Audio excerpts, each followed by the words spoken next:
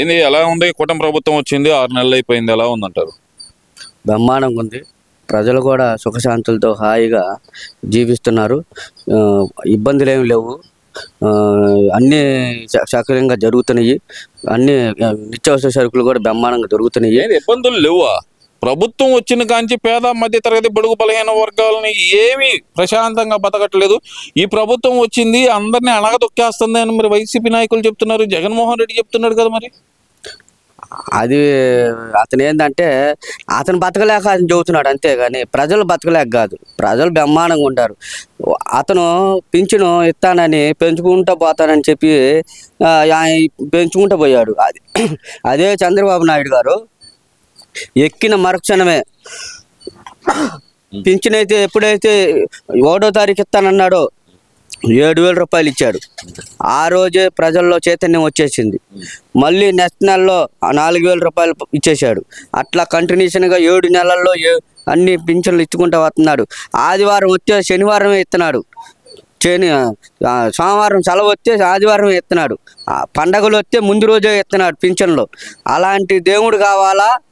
పెంచుకుంటూ పోయే రాక్షసుడు కావాలా? అరే నేను పేద ప్రజలందరికీ బటన్లోకి 2,70,000 కోట్లు పంచాను, నన్ను రాక్షసుడు అంటారు, నేను పేదల దేవుడిని అంటున్నాడు కదా జగన్మోహన్ రెడ్డి ఓ పక్క నుంచి. పేదలకి ఇస్తున్నానని ₹1 ఇచ్చి భస్మాసురుడు కనుక చెయ్యి అట్ట పెట్టాడు జగన్మోహన్ రెడ్డి. కాబట్టి ప్రజలు కూడా అందుకనే ఆయన ఎత్తిన కూడా ప్రజలందరూ కలిసి ఈ చెయ్యి పెట్టేటప్పటికే 11 సీట్లకే పరిమితం అయ్యాడు. వై నాట్ 175 అన్న మడిచి 11 సీట్లు వచ్చేటప్పటికి ఏం చేయలేకపోయామండి. అంతా ప్రజలు చేశారు.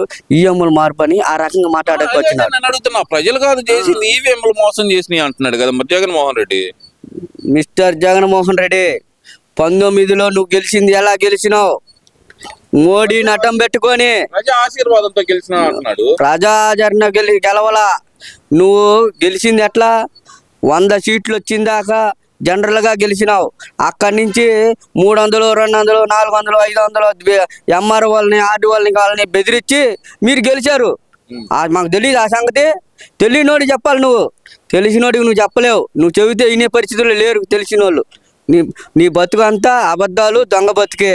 కూటమి ప్రభుత్వం అధికారంలోకి వచ్చిన తర్వాత ధరలు విపరీతంగా పెంచేసింది. అది నిత్యావసర సరుకుల దగ్గర నుంచి ఇప్పుడు చూస్తే విద్యుత్ ఛార్జీల వరకు భయంకరంగా పెంచేసి పేదవాళ్ళని నడ్డి విరుస్తుంది. ఇది జగన్మోహన్ రెడ్డి వాదన. మరి ఇందులో వాస్తవం ఎంత ఉందనుకోవచ్చు అంటారు? జగన్మోహన్ రెడ్డి ముఖ్యమంత్రి అవ్వంగులోనే ₹60 ఉండ పామాయిల్ ప్యాకెట్ 120 రూపాయలకు పోయింది. మరి చన్నపవర్ ఆయిల్ 60-70 రూపాయలు ఉండదు 250 రూపాయలకి వెళ్ళింది. శనగ నూనె ప్యాకెట్ 100 రూపాయలు ఉండదు 250-300లకు పోయింది. ఆ రోజు ఎందుకు మాట్లాడలేదు? ఏం జగన్మోహన్ రెడ్డి ఆ రోజు ఎందుకు మాట్లాడాలి? బయటకు వచ్చి నువ్వే ముఖ్యమంత్రిగా ఇవాళ ఓడిపోయావనే నీ నాయకులు, నీ కార్యకర్తలు, నువ్వు బిస్కెట్లే తిని మంచిని తాగి వీళ్ళందరూ ఇవాళ రోడ్డు ఎక్కి మాట్లాడుతున్నారే. ఆ రోజు ఏమైపోయారు? చచ్చిపోయారా? పూనకం వచ్చిందా? మత్తు వచ్చిందా? ఇవాళ మత్తు వదిలిందా? ఎందుకు ఇవాళ మీరు ఈ రకంగా ఇది చేయటం? ఇవన్నీ వాళ్ళ స్వార్థం కోసం. ఇవాళ బ్రహ్మాండమైన పరిపాలన చేస్తున్న దమ్ముండ నాయకుడు చంద్రబాబు నాయుడు, పవన్ కళ్యాణ్, లోకేష్. ఇవాళ చంద్రబాబు నాయుడు గారు బ్రహ్మరథం పడుతున్నారంటే ప్రజలు అనుకున్న ప్రకారంగా సంక్షేమ పథకాలు గీయటానికి సిద్ధపడ్డాడు.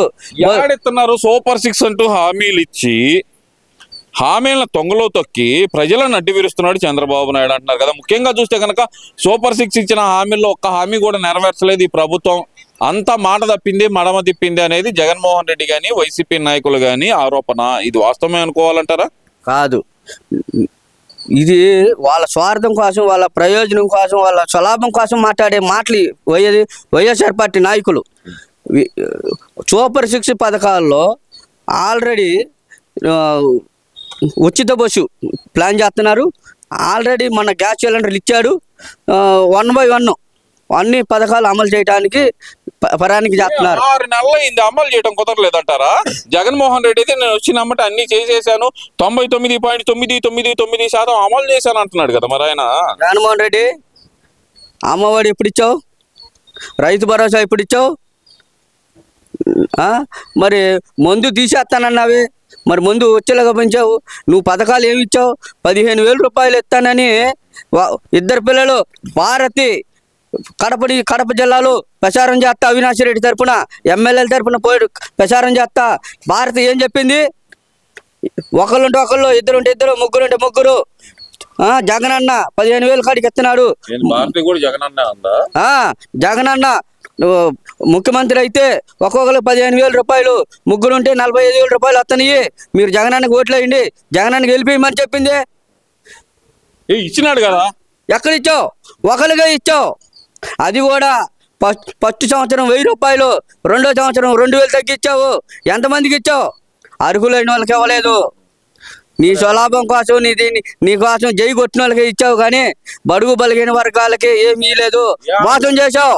ఈ ప్రభుత్వం వచ్చిన తర్వాత ఎస్సీ ఎస్టీ బీసీ మైనార్టీలను అనగదొక్కుతుంది ఈ ప్రభుత్వం. ఉదాహరణకు చూస్తే కనుక పివి సునీల్ దగ్గర నుంచి, అంటే మాజీ సిఐడి ఆఫీసర్ దగ్గర నుంచి నందిగం సురేష్ వరకు ప్రతి ఒక్కళ్ళ మీద అక్రమ కేసులు పెట్టి అన్యాయంగా ఈ ప్రభుత్వం వాళ్ళని దమన కాండకు గురి చేస్తుంది. వాళ్ళ మీద, ఎస్సీల మీద, ఎస్టీల మీద, బీసీల మీద, మైనార్టీల మీద అంటూ మరి జగన్మోహన్ రెడ్డి చెప్తున్నారే, ఇది ఎంతవరకు వాస్తవం అనుకోవాలి?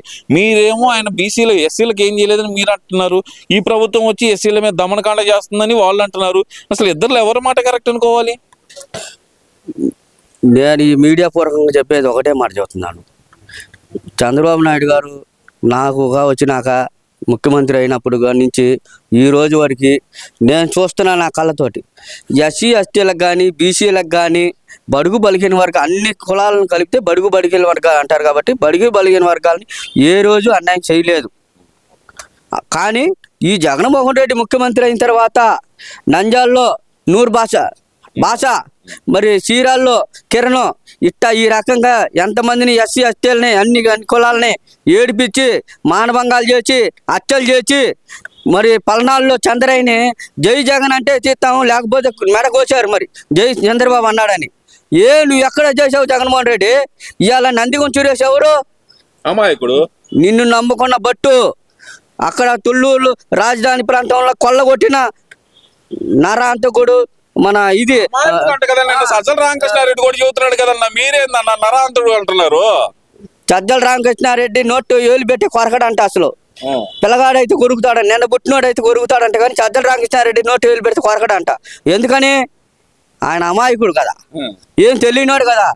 ఆ రోజు చంద్రబాబు నాయుడు గారిని అరెస్ట్ చేసేటప్పుడు ఏం చెప్పాడు? మేము పనుల జోలు పోము, యాజమాన్య జోలే పోతానన్నావు. ఇవాళ చంద్రబాబు నాయుడు గారు ఒకటే చెబుతున్నాడు, మేము యాజమాన్య జోలి పోము, పని వాళ్ళ జోలే పోతాం. ఎందుకంటే ఆ అధికారులు చేసిన దుర్మార్గమైన పనులు, దుష్టమైన పనులు కాబట్టి వాళ్ళు ప్రజల్ని నానా ఇబ్బందులు పెట్టారు. అధికారులు, పోలీసు అధికారులు, జగన్మోహన్ రెడ్డి ఎన్ని విద్యుత్ రేట్లు ఏంది, పెన్షన్ అని చెప్పి అధికారంలోకి వచ్చి భారీ ఎత్తున పెంచేసి అసలు ఏంది గొడవ ఏంది? పెన్షన్ అన్నాడు కదా మా చంద్రబాబు నాయుడు, 2014 నుంచి 2019 దాకా పెంచలేదు.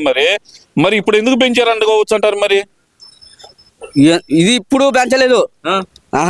ఎవరు పెంచింది? మరి జగన్మోహన్ రెడ్డి వెళ్ళే ముందు, అంటే అతను ఓడిపోతాడని ఆయన కళ్ళ కూడా కనలేదు, కానీ నేనే వస్తాననే ఆలోచనతోటి 2 నెలల 3 నెలల ముందు సంతకం పెట్టాడు.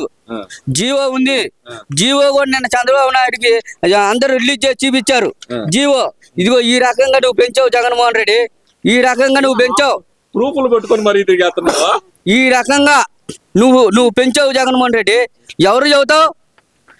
నీ దగ్గర బిస్కెట్లు తింటారే వాళ్ళకి చెప్పుకో, ప్రజలకు కాదు. ఇవాళ ప్రజలు తెలివి మీరి ఉన్నారు. ఇవాళ నువ్వు చేసిన కుంభకోణాలు ఇదిగో జగన్మోహన్ రెడ్డి సాక్ష్యం ఇదే. ఇది కాదని అనుమానం జగన్మోహన్ రెడ్డి. ఏం మరి మీరే పెంచేశారు, టీడీపీ వాళ్ళు పెంచేశారు. చంద్రబాబు నాయుడు మాట ఇచ్చాడంటే మడం తిప్పేస్తాడు. విద్యుత్ ఛార్జీల మీద అర్థమవుతుంది. అసలు నిన్న వాళ్ళ తరపున చేసిన పోరాటం అద్భుతమైన విజయం సాధించిందంటే కాదు, విద్యుత్ ధరల మీద పోరాటం అద్భుతమైన విజయాన్ని సాధించిందంటే నిజమేనా? వాళ్ళు ఊరకు డబ్బాలు కొట్టుకొని వాళ్ళ ఛానల్లో, వాళ్ళ పేపర్లో రాయించుకోవడానికి, మాట్లాడుకోవడానికి తప్పితే ఏ ఛానల్లో రాలా. ఆ TV9, ఆ NTV, ఇంకో కొన్ని ఛానళ్ళు ఉంటాయి చూడు, వాటిల్లోనే వచ్చినాయి. కానీ ఈ ఛానల్లో ఏమి రాలే. అన్ని ఛానల్లో రావాలి వాళ్ళు చెప్పింది. ఇప్పుడు జనం ఎంతమంది వచ్చారు? నీకు జనం ఎంతమంది వచ్చారు? ఇవన్నీ ఒక లెక్కన్నా. జనంతో జగన్ జనవరి 3వ వారం నుంచి జనంలోకి జగన్ వస్తున్నాడంట. ఎలా చూడాలంటారు? ఎలా రిసీవ్ చేసుకుంటారు ఆయన్ని? రుజువులు చేసుకున్నాడు ఎవరు లేడు. నువ్వు ముఖ్యమంత్రిగా ఉన్నప్పుడే నువ్వు పరదాలు కటకటాలు బాకెట్లు కట్టుకొని వచ్చావే. ఇవాళ నువ్వు ఓడిపోయినాక నేను ఎవరు హాజరెత్తారు? ఇవాళ ఓడిపోయి 6 నెలలు 7 నెలలు అయింది. ఏ ప్రజల్లో తిరిగావు? ఎక్కడ తిరిగావు? ఎవరు చెమ్మ తిరిగావు? నువ్వు బయటికి రావాలంటే శవం కావాలా? నువ్వు బయటికి రావాలంటే ఏదైనా సమస్య కావాలా? నువ్వు బయటికి రావాలంటే ఏదైనా ఉంటేనే వస్తావు, లేకపోతే రావుగా. లేదంటే బెంగళూరులో ఉంటావు, లేదంటే తాడేపల్లిలో ఉంటావు, లేదంటే కడపలో ఉంటావు, ఇడుపులపాయలో. ఇంకేడ ఉంటావు? నువ్వు ఎక్కడ తిరుగుతావు? నేను ఆదరించే వాళ్ళు ఎవరు లేరు కాబట్టి నువ్వు అక్కడ తిరుగుతున్నావు.